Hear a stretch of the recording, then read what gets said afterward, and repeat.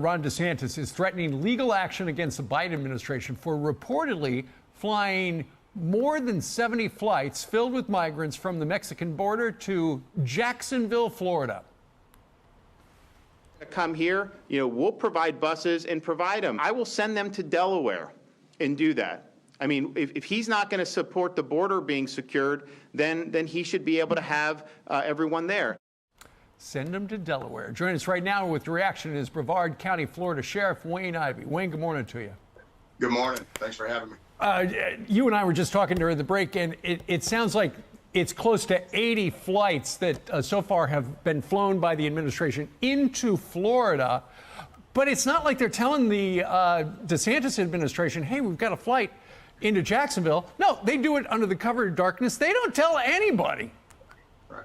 Yeah, you're exactly right. I mean, when you're not communicating to the governor of Florida and you're doing things in secrecy and bringing in flights of illegal immigrants into our state, into our country, that message right there ought to tell everybody everything they need to know.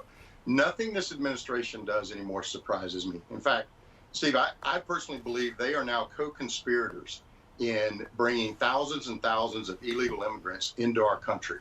And when you're looking at an administration that does that and is not working with the governor of the state of Florida, that spells trouble across the board.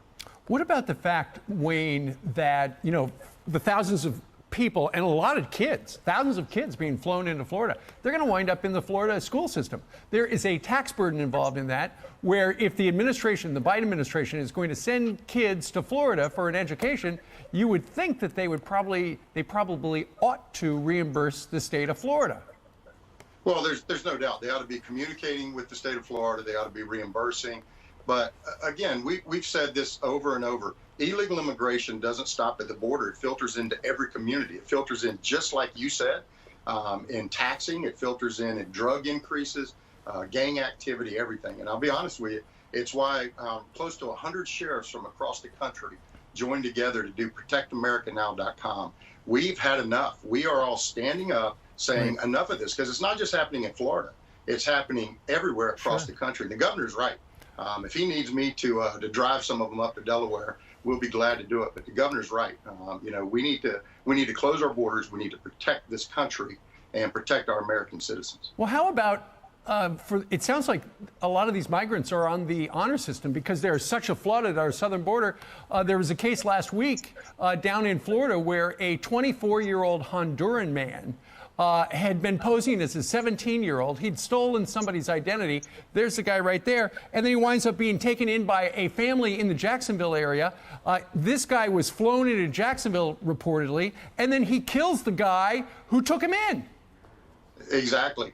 Listen, there's no control measures at the border, and that is not the fault of the brave men and women that are out there on the front line fighting. It's the administration in Washington, D.C. that is putting all of America's citizens at risk. And there's no control measures. People are coming across with no ID, no COVID testing, none of that. And they're being pushed into our communities and putting Americans' lives at risk. And somewhere along the line, the Biden administration has forgotten that government's one and only responsibility is to protect its citizens. And they've forgotten that.